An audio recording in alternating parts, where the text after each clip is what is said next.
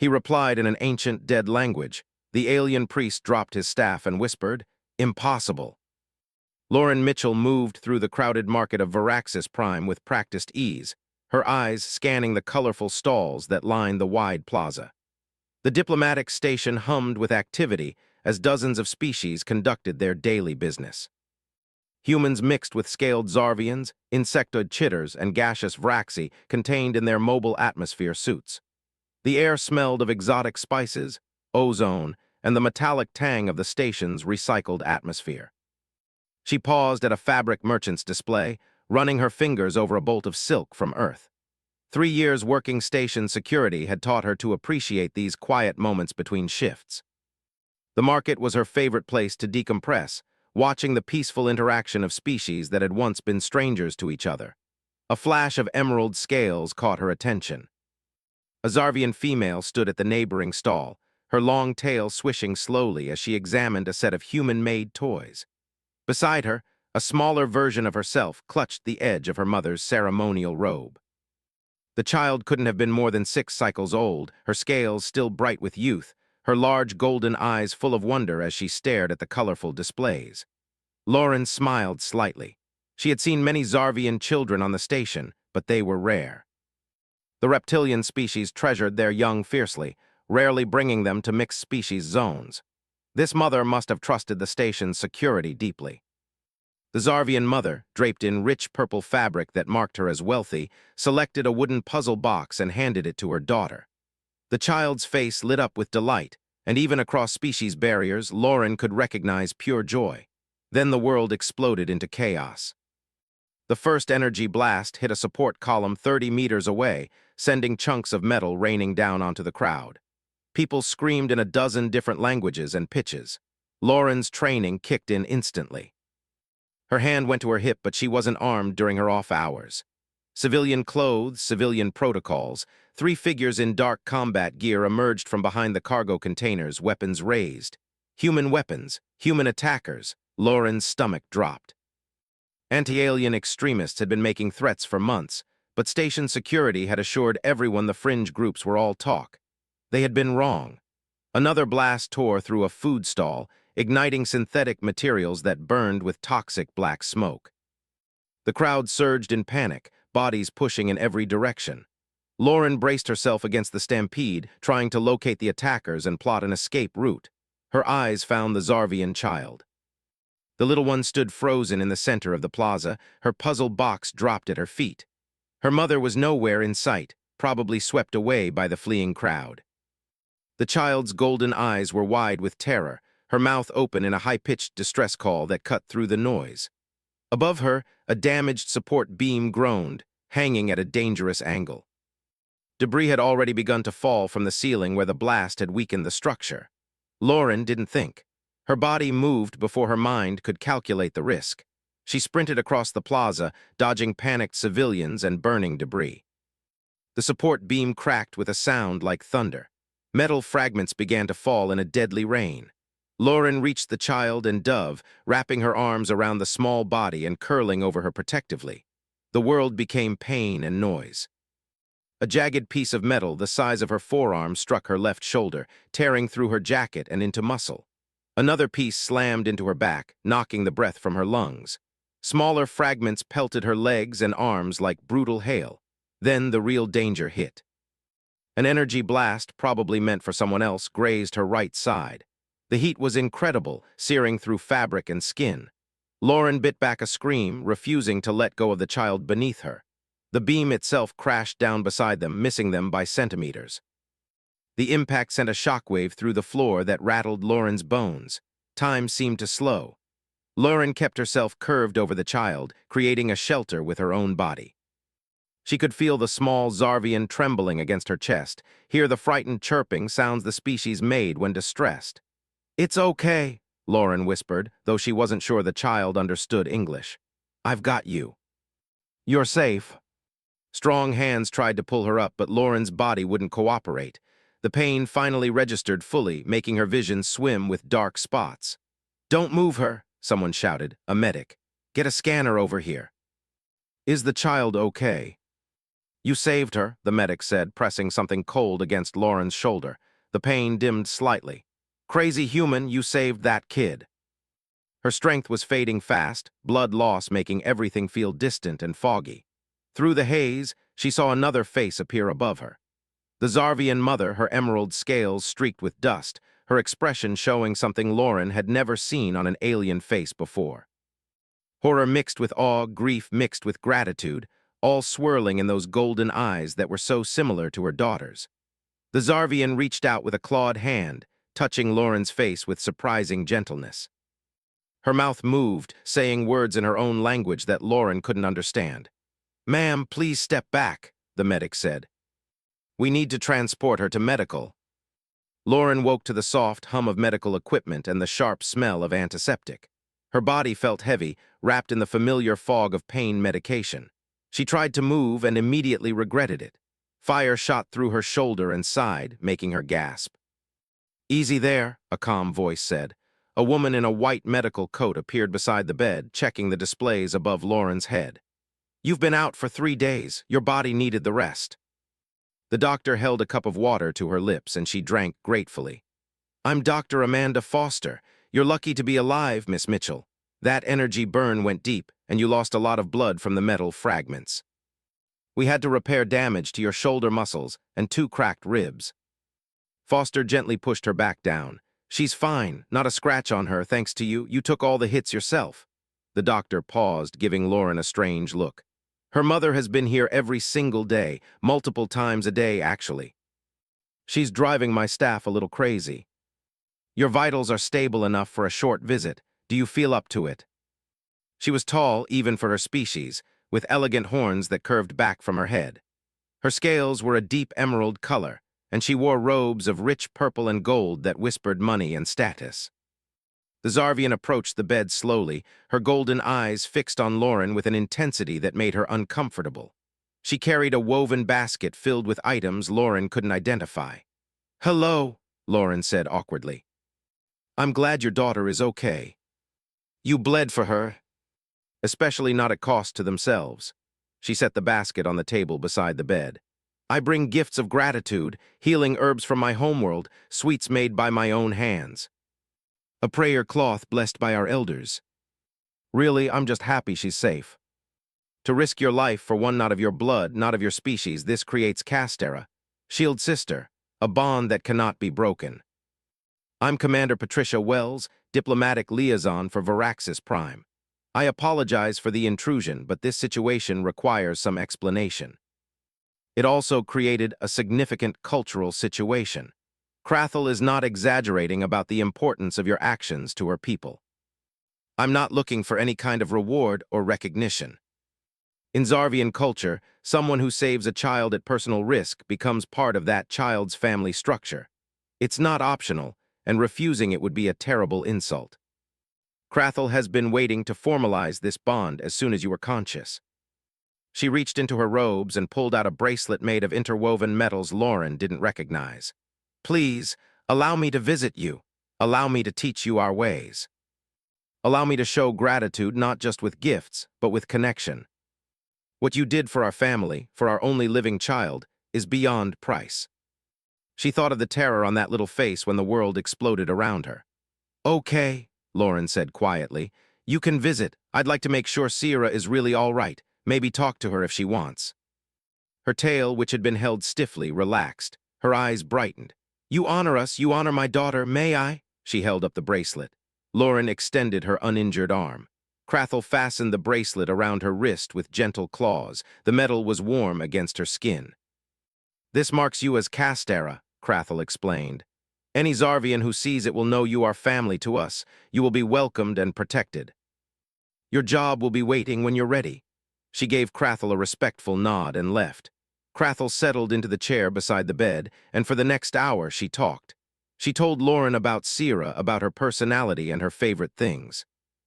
She spoke of Zarvian customs and holidays. She asked questions about human culture and Lauren's life. Despite her exhaustion and pain, Lauren found herself relaxing. There was something genuine in Krathel's interest, something that went beyond obligation or debt. When visiting hours ended and Krathel finally left, Promising to return the next day, Lauren looked down at the bracelet on her wrist. She had jumped into danger to save a child. She hadn't expected anything in return. But now she had something she hadn't realized she was missing. She had someone who cared whether she lived or died. The days blurred together in a rhythm Lauren hadn't experienced in years. Every morning, Crathel arrived at the medical facility with breakfast. Not the bland station food the staff provided, but dishes from her homeworld. Spiced grains that warmed Lauren from the inside, sweet fruits that tasted like honey and sunshine, protein cakes that actually had flavor. "You are too thin," Crathel would say, arranging the containers on the rolling table. "Humans need more food to heal properly." Through it all, Crathel was there, sometimes talking, sometimes just sitting quietly while Lauren rested. On the 8th day, a small face peeked around the doorframe. Sierra had grown braver, no longer hiding behind her mother's robes. The young Zarvian clutched a piece of paper in her clawed hands. "She wanted to bring you something," Crathel said with obvious pride. Sierra approached the bed slowly, her golden eyes wide. She held out the paper. Lauren took it gently and saw a drawing done in bright colors. Two figures stood side by side, one tall with green scales, one shorter with yellow skin that Lauren assumed was meant to be her own pale complexion. Above them, Sierra had drawn what looked like stars. "It's beautiful," Lauren said, meaning it. "Is this you and me?" Asking when she can see you. She does not understand why the human who protected her disappeared. After losing her squad members in the service, she had promised herself she wouldn't care that deeply again. Caring meant pain when you inevitably lost them. But this small creature looking at her with such trust made those walls feel thin and useless. "I'm getting better," Lauren told Sierra directly, "thanks to your mom taking such good care of me." Crathel would arrive at Lauren's small station apartment with food, conversation, and often Sierra. The child had started bringing her toys, spreading them across Lauren's floor and chattering in a mix of Zarvian and broken English. One afternoon, Crathel brought tea and sat across from Lauren at her small table. Her usual composed expression had cracks in it, something sad showing through. "I had 2 other children before Sierra," Crathel said quietly. "Both lost to the wasting sickness when they were very young. My people have strong bodies, but our children are fragile in their first cycles. When Sierra survived past her 5th cycle, I thought we were safe. I thought the worst was behind us. I thought I would watch my last child die.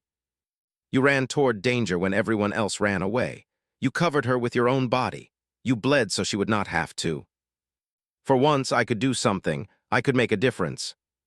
You said you lost squad members. I tried to save them, but there were too many injuries, not enough time. 2 died while I was working on them. I left the service after that, couldn't do it anymore." "An innocent?"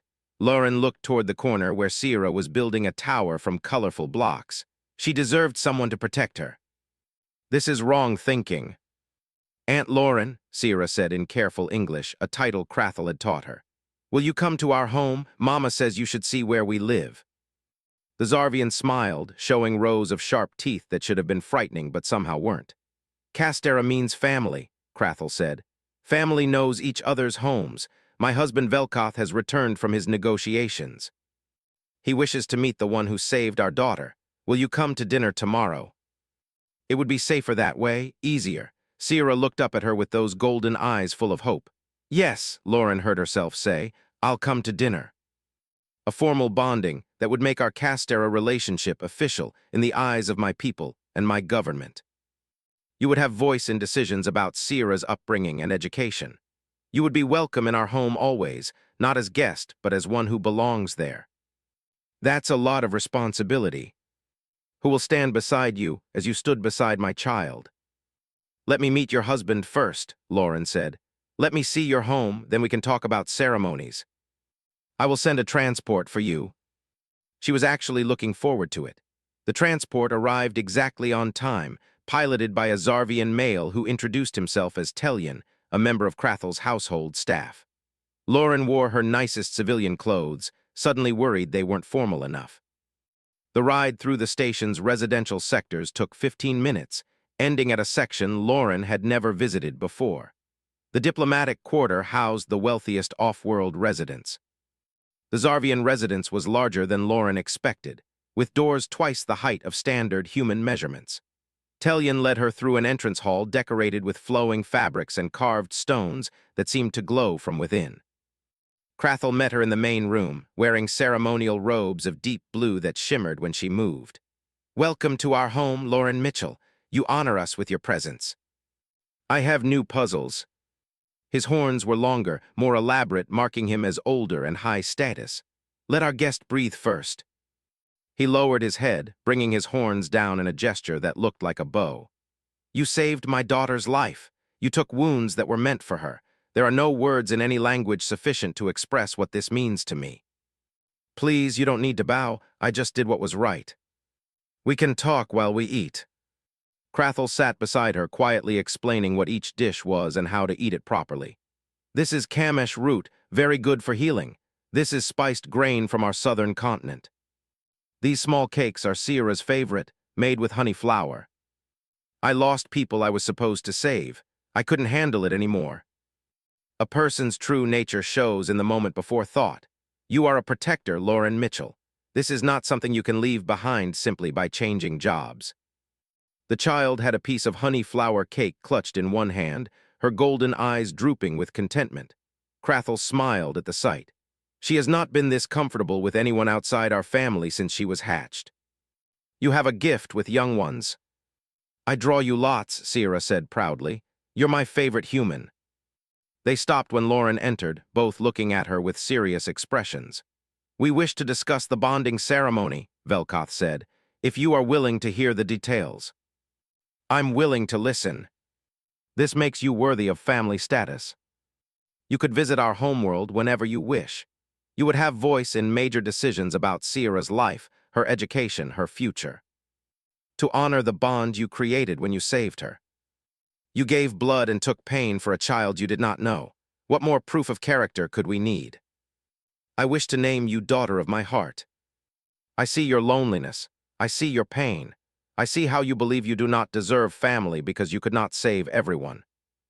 Let me care for you as you have shown care for my daughter. You protected her body. Now let us protect your heart." But sitting here in this warm home, holding hands with someone who genuinely cared, those walls felt like prisons instead of protection. "I don't know how to be part of a family anymore," Lauren whispered. "We will teach you," Velkoth said. "Just as you will teach us about humans.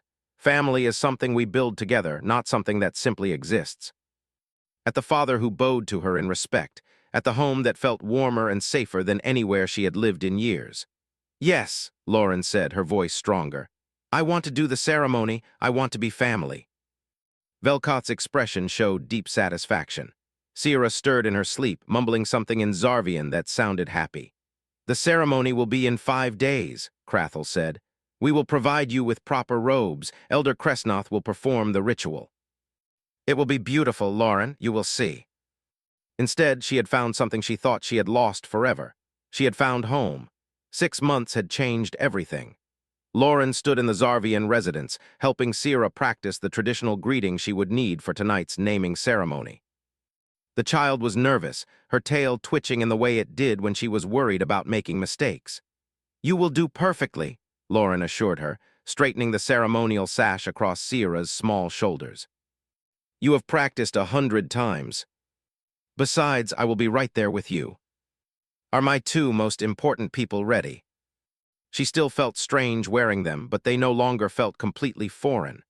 "As ready as we will ever be," Lauren said. The past 6 months had been a learning experience unlike anything Lauren had imagined. After the bonding ceremony, she had maintained her security job, but spent every free moment with Krathel's family. She had learned basic Zarvian, enough to follow conversations and respond simply. She had attended festivals and ceremonies, learning the customs and traditions. She had also learned what it meant to have people who cared about her well-being. When she worked long shifts, Krathel sent food to the security office. When she had nightmares about her lost squad members, she could visit the residence at any hour and find comfort. When she doubted herself, Velkoth would remind her of her worth with the patience of someone who genuinely believed it. And Sierra had become the center of her world in ways Lauren never expected. The child had taught her to play Zarvian games, had shared her favorite stories, had asked endless questions about Earth and humans, and everything else her curious mind wondered about. Now they walked together to the ceremonial hall within the residence. The room was filled with Zarvians, dozens of them, along with a handful of humans and other species. Lauren recognized Commander Derek Hayes from station security and her colleague Nicole Parker, who waved enthusiastically. Elder Kresnoth stood at the front of the room, ancient even by Zarvian standards. His scales faded to pale gray-green, but his eyes still sharp and bright. He had performed Lauren's Castera bonding 6 months ago, speaking words in Old Zarvian that had made Krathel cry with joy. The naming ceremony was different. This was a milestone in a young Zarvian's life, the moment when they moved from childhood into the first stage of maturity. Sierra would receive her full adult name and be recognized as a thinking person with her own voice in family matters. The ceremony began with traditional songs that Lauren had learned to recognize if not fully understand. Velkoth spoke first, telling the gathered witnesses about Sierra's accomplishments and growth. Then Krathel added her own words, her voice thick with emotion as she talked about her daughter's kindness and curiosity. Then it was Lauren's turn. As Castera and Daughter of the Heart, she had the right and responsibility to speak. "I have known Sierra for 6 months, Lauren began in careful Zarvian, then switched to English as planned, with Tellian translating for those who needed it. But she has taught me more in that time than I learned in years before. She taught me that family is not about blood or even species. It is about who you choose to love and who chooses to love you back. It is about doing what is right even when you are scared. She taught me that healing happens not in isolation, but in connection with others who care. That my past mistakes do not define my future. That I can still be someone who protects and helps others even after I have failed." Sierra received her adult name, speaking it clearly despite her earlier nerves. Then came the moment Lauren had been preparing for but still found overwhelming. The witnesses were invited to make pledges to Sierra, promises of support and guidance as she grew. Other family members went first, then family friends. When it was Lauren's turn, she knelt so she was eye level with the child. "I pledge to always be honest with you, even when the truth is hard," Lauren said. "I pledge to protect you when you need protection, and to let you be brave when you need to grow. I pledge to be present in your life, to celebrate your joys and support you through your struggles. I pledge to be the family you deserve." The celebration afterward was loud and joyful. Food was served, music played, and people mixed freely. Nicole found Lauren in the crowd. "Look at you," Nicole said with a grin. "6 months ago, you barely talked to anyone. Now you are part of an alien family and speaking Zarvian at ceremonies. I am proud of you. You are not just surviving anymore, you are actually living. For everything you have given us, for saving Sierra that day, for accepting our bond, for becoming family in truth, not just in ceremony. A reason to believe I could be more than my failures. You just needed someone to help you see it. You know, when I saw that beam falling towards Sierra, I thought my world was ending. I thought I would lose everything that mattered. But you stopped that from happening. You gave me my daughter's future. What I did not expect was that you would also give me another daughter, one I did not birth but chose, one who chose us in return. For the first time in years, I made the right choice." Lauren had jumped in front of danger to save a child she did not know. In that moment of instinct and courage, she had not just saved one life. She had saved her own as well. She had found her family.